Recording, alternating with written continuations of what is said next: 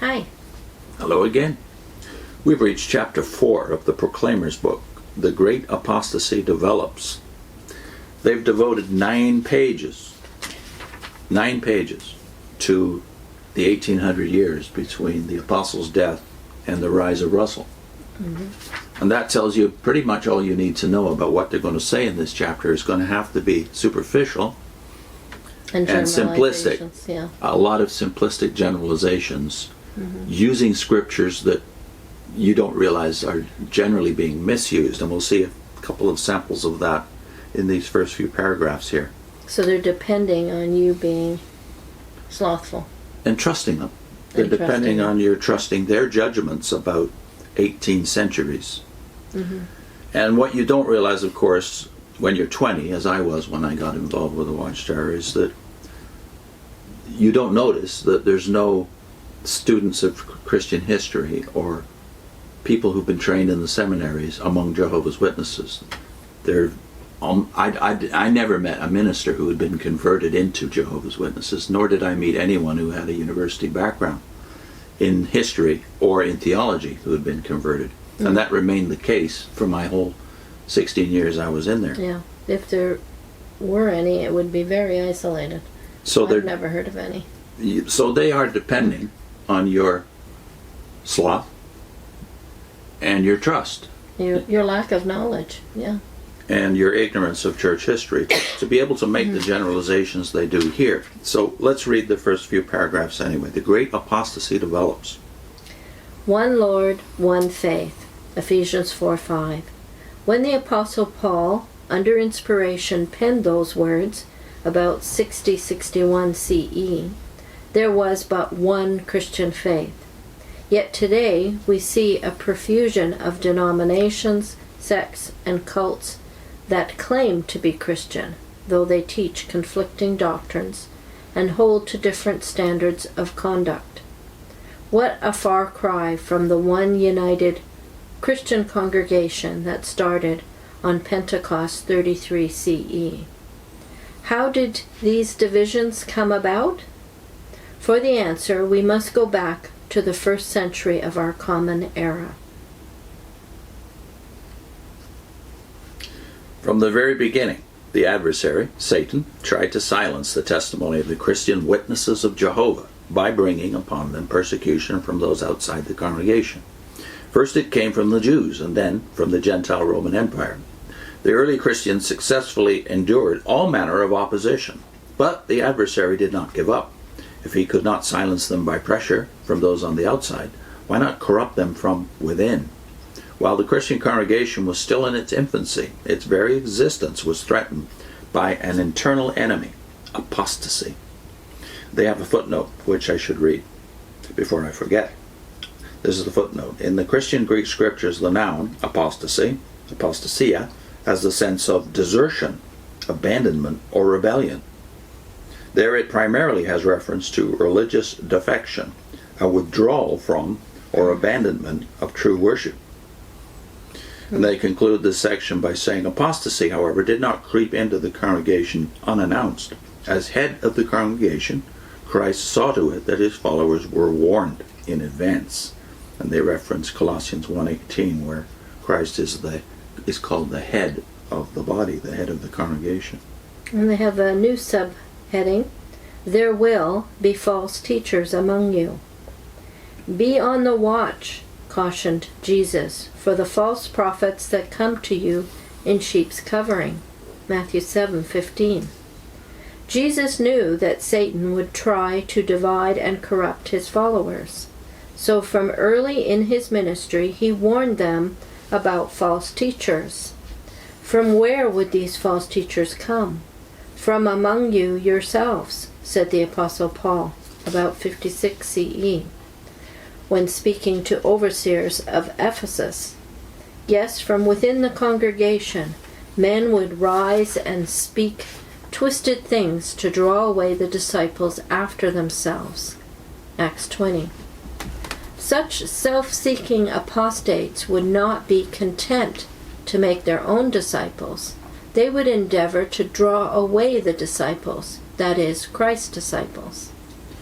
The Apostle Peter, about 64 CE, also foretold internal corruption and even described the way such apostates would operate. Quote, "There will be false teachers among you. These very ones will quietly bring in destructive sects with covetousness. They will exploit you with counterfeit words." 2 Peter 2, 1-3. Like spies or traitors in an enemy's camp, the false teachers, though arising from within the congregation, would infiltrate their corrupting views in a secret or camouflaged way. These warnings of Jesus and his apostles were not in vain.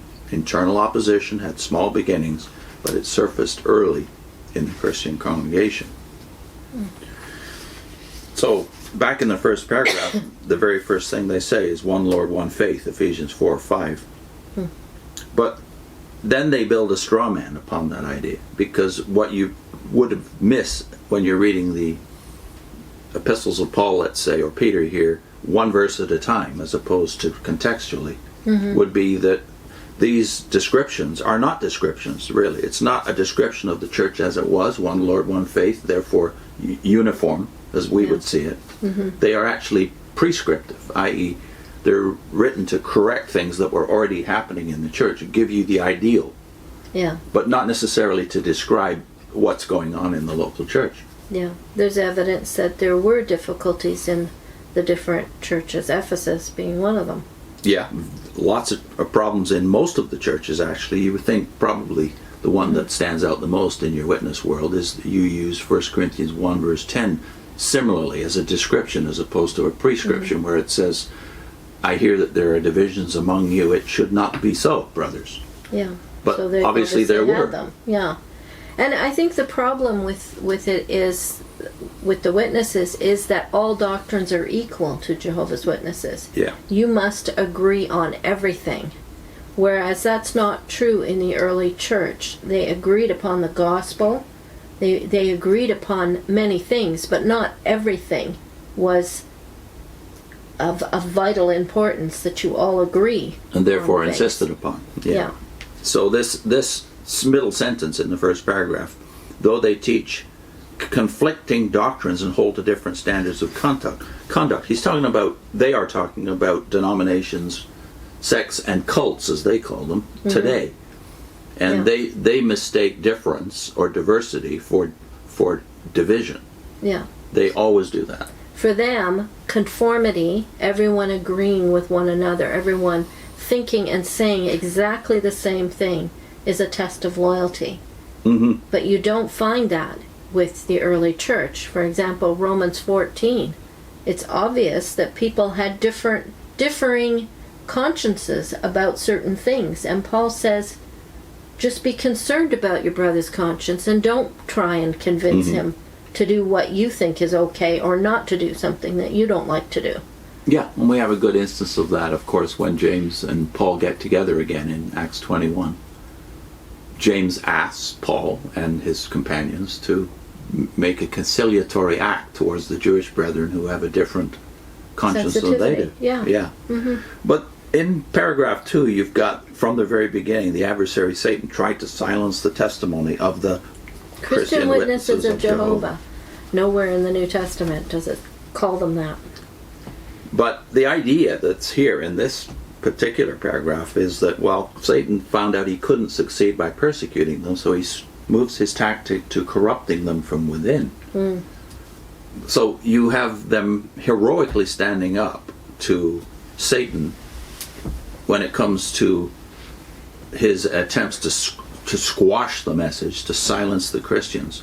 But he succeeds. And that, when I look at it now, I think, how did I ever buy the idea that Satan would succeed in corrupting Christ's church totally? Totally, yes. We're talking about the entire church apostatized? Because that's the way the Watchtower has it. There were no good shepherds. None of them took this advice, this counsel. Well, you've even got in the third paragraph that Jesus Christ is the head, capital H, head of the congregation, and you've got his entire body being corrupted by false teachings. So how were they looking to the head? So what are they doing wrong in the succeeding paragraphs? For instance, here's one thing they're doing wrong. Matthew 7:15 is cited in the very next paragraph. Be on the watch. cautioned Jesus, for the false prophets that come to you in sheep's covering. Well, that's not written to the church. The church doesn't exist yet. It's written to the Jews. Yeah. So in the Jewish context, you have a nation that's already been around for about 1,500 years that has had false prophets and false teachers. And true prophets. Would you have just thought of that? all one. No, I wouldn't have. So, the idea that the entire church could go wrong, that makes Christ a loser, really. It makes him not a very good shepherd. He doesn't pick well.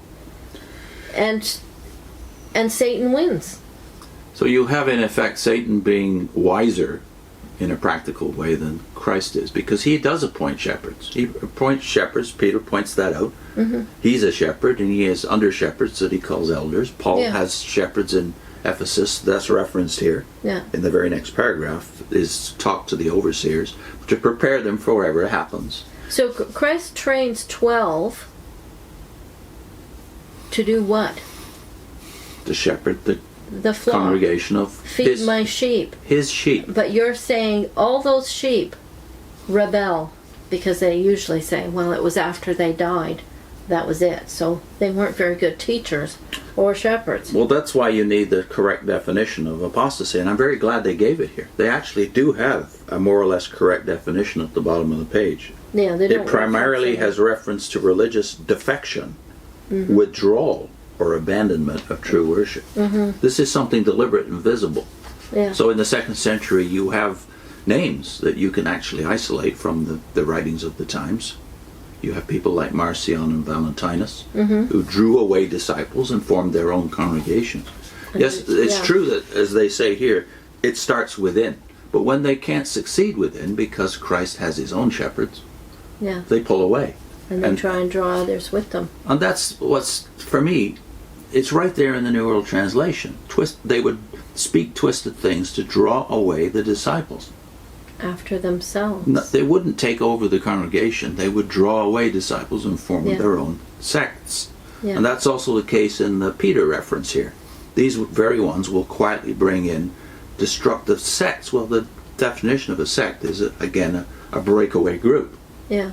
It's not that the entire mass was corrupted within. Yeah. And they tended to be called after whoever drew them away, right? So they become known that. They don't become known as the real Christians or the one true religion or all the ways the Watchtower says. They're known as following that teacher.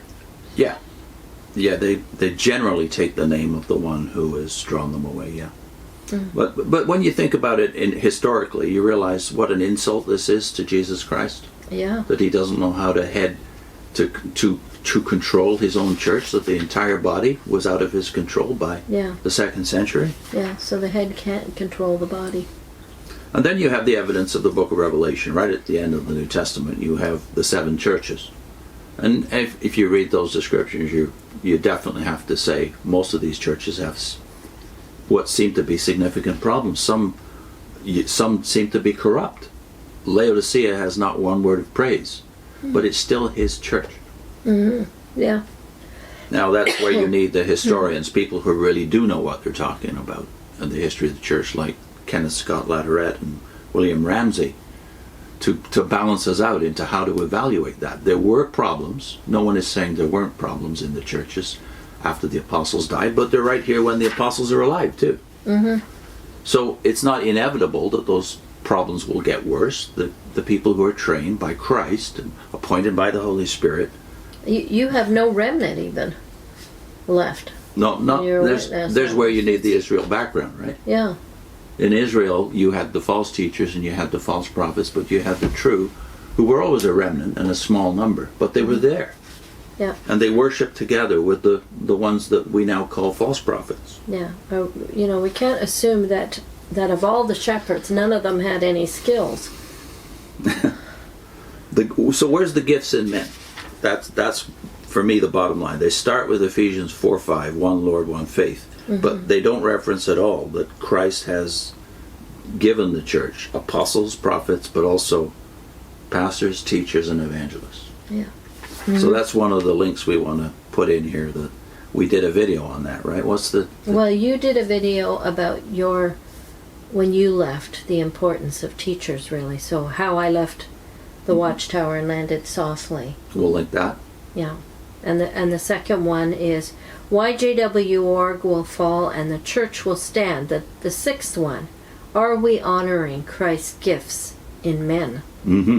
And we'll put the playlist on for that Okay. section. See you next time. Mm-hmm.